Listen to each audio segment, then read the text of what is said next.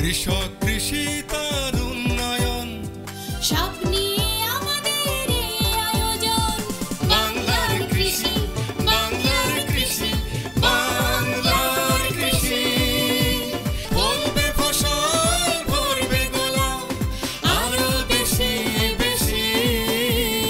বাংলার কৃষি, বাংলার কৃষি, বাংলার কৃষি, বাংলার কৃষি, বাংলার কৃষি। কৃষি তথ্য, প্রযুক্তি, পরামর্শ এবং মাঠ ফসলের করণীয় সম্পর্কে জানাতে আমাদের এই বাংলার কৃষি।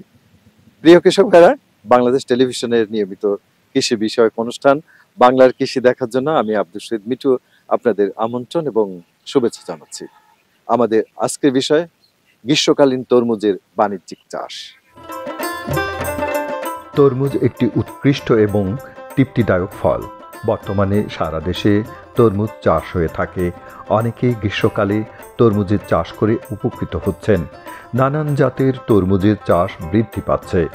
গ্রীষ্মকালীন ব্ল্যাক জায়ান্ট জাতের তরমুজ চাষ বেশ লাভজনক। তরমুজ ভিটামিন এ, সি, পটাশিয়াম, আঁশ, বিটা ক্যারোটিন ও ম্যাঙ্গানিজ সমৃদ্ধ খাবার। এটি ভিটামিন B6 এর চমৎকার উৎস। সর্দি, কাশি কিংবা ঠান্ডা জ্বরের মতো সমস্যায় তরমুজ ওষুধের মতো কাজ করে। এতে রয়েছে মিনারেল, অ্যামাইনো অ্যাসিড ও অ্যান্টিঅক্সিডেন্ট। বাংলাদেশে তরমুজের অনেক জাত চাষ হয়ে থাকে। তন্মধ্যে হাইব্রিড জাতও রয়েছে। ব্ল্যাক জায়ান্ট সে ধরনের একটি হাইব্রিড জাত। এ জাতির তরমুজ আকর্ষণীয় কালো। একরে ফলন হয় 40 থেকে 45 মেট্রিক টন। যশোর জেলাধীন বাঘারপাড়া উপজেলার গাইতঘাট গ্রামের কৃষক মিলন বিশ্বাস তার 20 শতক পতিত জমিতে নিরাপদ ফসল উৎপাদন প্রদর্শনীর মাধ্যমে ব্ল্যাক জায়ান্ট জাতের গ্রীষ্মকালীন তরমুজের চাষ করেছেন। যশোর এলাকার টেকসই কৃষি সম্প্রসারণ প্রকল্পের আওতায় তিনি এই প্রদর্শনী পেয়েছেন। এতে তিনি মাচার নেট, পলি মালচিং, সার ও বীজ পেয়েছেন। জমিতে টান পদ্ধতিতে মাচা দিয়েছেন।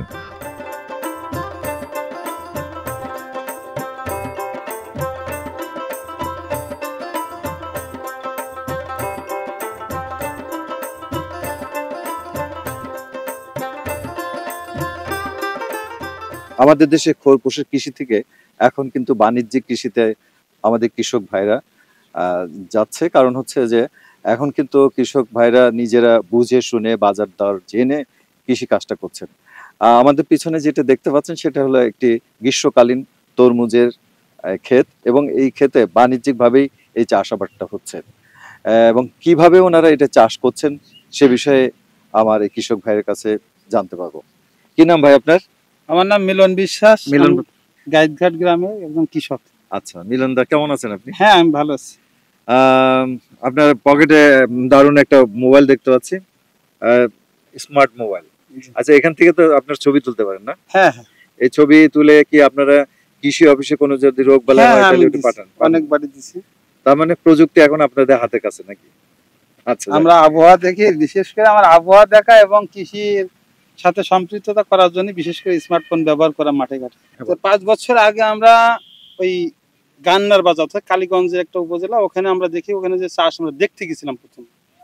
তারপরে ওখান থেকে এসে আমরা চাষ শুরু করি এবং পরবর্তীকালে আমাদের বাগারপাড়া কৃষি অফিসে আমি যোগাযোগ করি যে আমাদের স্যার এরকম চাষ হচ্ছে বিভিন্ন জায়গায়, তো আমরা এই প্রকল্পটা আসলে করতে পারি কিনা।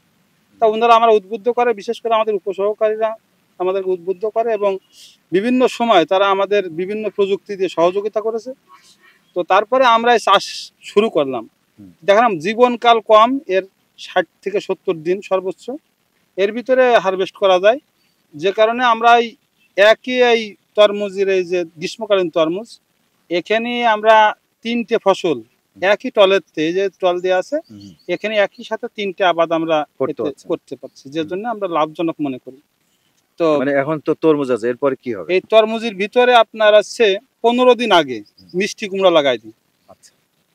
এবং ওই যখনই গাছ উঠাবো তখন আবার মাটি আলু লাগাবো। আমরা এইটা 2 মাস, ওইটা 2 মাস এবং পক্ষান্তরে যে 4 মাসটা থেকে যায় ওইটা তখন ওই গাছের ভিতরে থাকে এবং পরবর্তীকালে ওইটা খুব জোরালো ভাবে হয়। তো তার সেখানে মানে আপনি বছরে 3টা ফসল নিচ্ছেন একটা জমি থেকে?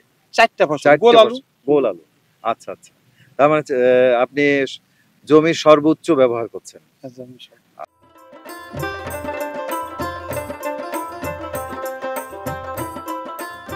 তরমুজের গ্রীষ্মকালীন বাজার ও চাহিদা বেশি।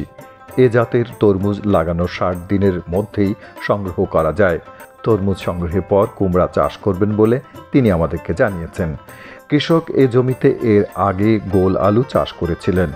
তরমুজ চাষে কৃষক ভাইদের বিঘা প্রতি খরচ হয় 60 থেকে 70 হাজার টাকা এবং লাভ হয় 30 থেকে 40 হাজার টাকা।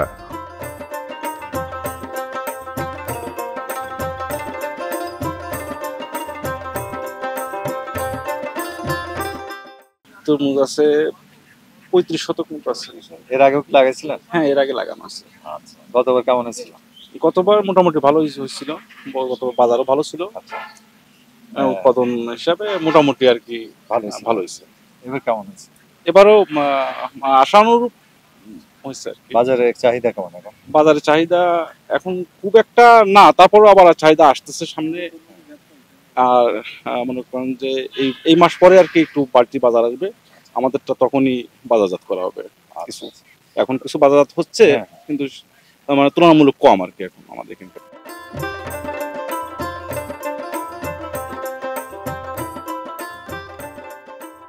উপজেলা কৃষি কর্মকর্তার পরামর্শে তিনি গ্রীষ্মকালীন তরমুজ চাষ করেছেন। এ তরমুজ চাষ থেকে তিনি অনেক লাভবান হতে পারবেন বলে আশা করছেন।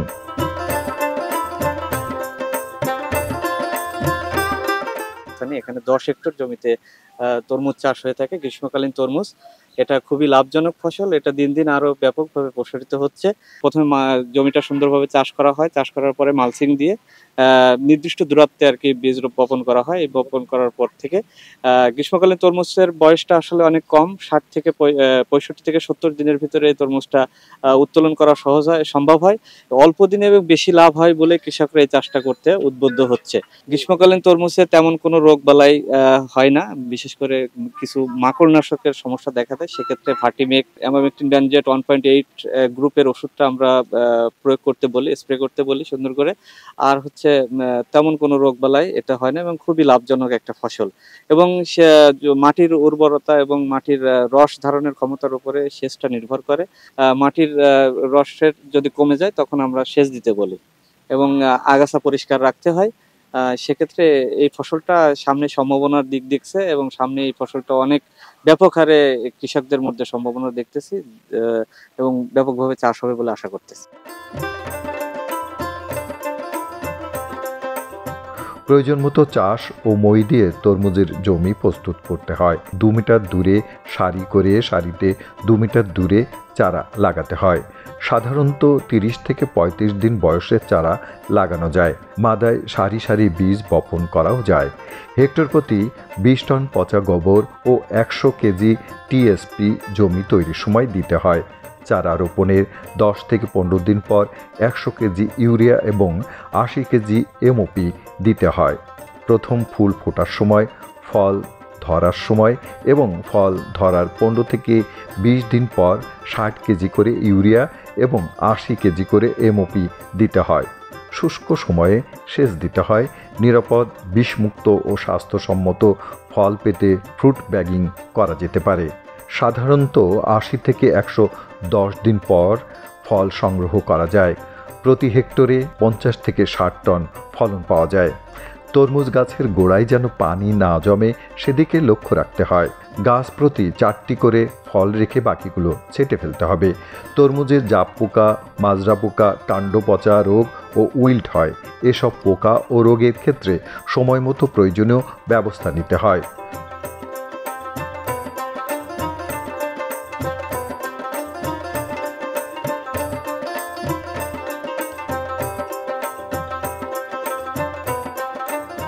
উচ্চ মূল্যের তরমুজ হিসেবে বাঘারপাড়ায় আমাদের যে আমরা তরমুজ চাষ করছি এটা ব্যাপকভাবে সারা দেশে কৃষকদের মাঝে।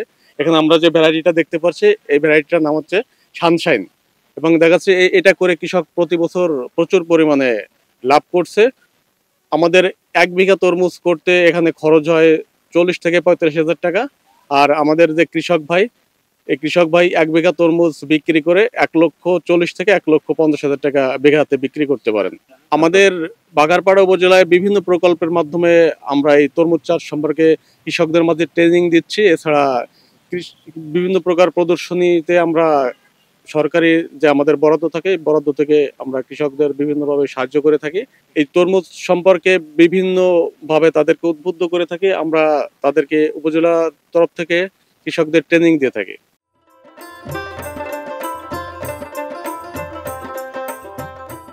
তরমুজ খাদ্য হিসেবে খুবই জনপ্রিয়, বিশেষ করে গরমকালে এর কদর বেড়ে যায়।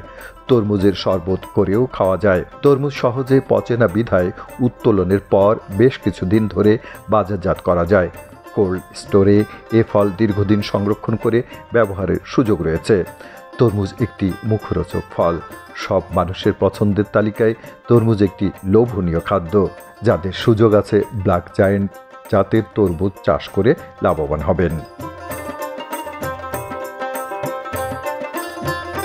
বাংলার কৃষি, বাংলার কৃষি, বাংলার কৃষি।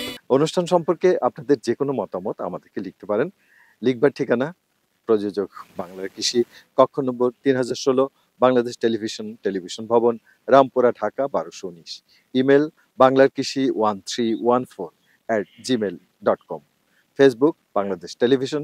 ইচ্ছা করলে অনুষ্ঠানটি ইউটিউবে দেখতে পারেন। এই উচ্চ মূল্যের গ্রীষ্মকালীন তরমুজের চাষ সারা বাংলাদেশে ছড়িয়ে পড়বে, এটাই আমাদের প্রত্যাশা। কৃষক ভাইরা, আজ এ পর্যন্তই। আপনারা সবাই ভালো থাকুন, সুস্থ থাকুন, এই কামনায় শেষ করছি আজকের বাংলার কৃষি। আল্লাহ হাফেজ। কৃষক কৃষি তার উন্নয়ন, সব